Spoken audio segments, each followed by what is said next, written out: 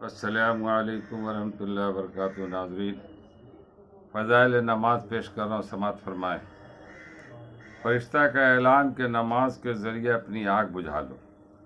حضور اقدس صلی اللہ علیہ وسلم کا ارشاد ہے کہ جب نماز کا وقت آتا ہے تو ایک فرشتہ اعلان کرتا ہے کہ اے آدم کے اولاد، اٹھو اور جہنم کی اس آگ کو جسے تم نے گناہوں کی بدولت اپنے اوپر جلانا شروع کر دیا، بجھاؤ۔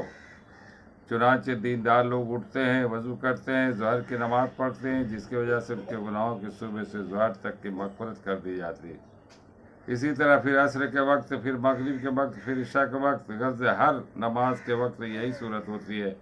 عشاء کے بعد لوگ سونے میں مشغول ہو جاتے ہیں، اس کے بعد اندھیرے میں بعض لوگ برائیوں، زناکاری، بدکاری، چوری وغیرہ کی طرف چل دیتے ہیں، اور بعض لوگ بھلائیوں، نماز، وظیفہ، ذکر وغیرہ کی طرف چلنے لگتے ہیں۔ فائدہ: حدیث کی کتابوں میں بہت کثرت سے یہ مضمون آیا کہ اللہ جل شانہ اپنے لطف سے نماز کی بدولت گناہوں کو معاف فرماتے ہیں، اور نماز میں چونکہ استغفار خود موجود ہے، جیسا کہ اوپر گزرا، اس لیے صغیرہ اور کبیرہ ہر قسم کے گناہ اس میں داخل ہو جاتے ہیں، بشرطیکہ دل سے گناہ ہو پر ندامت ہو۔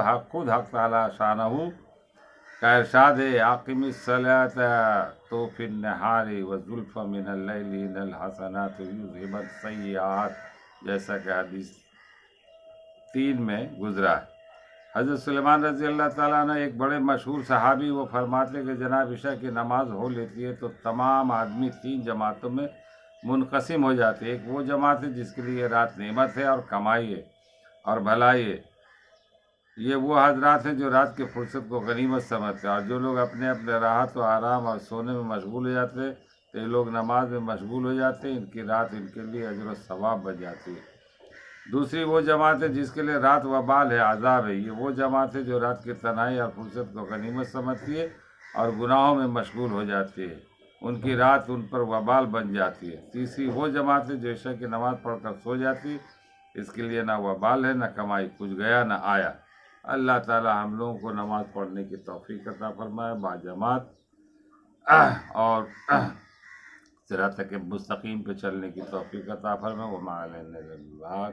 اس ویڈیو کو دور دور تک پہنچائے، یہ بھی ایک صدقہ جاریہ ہے۔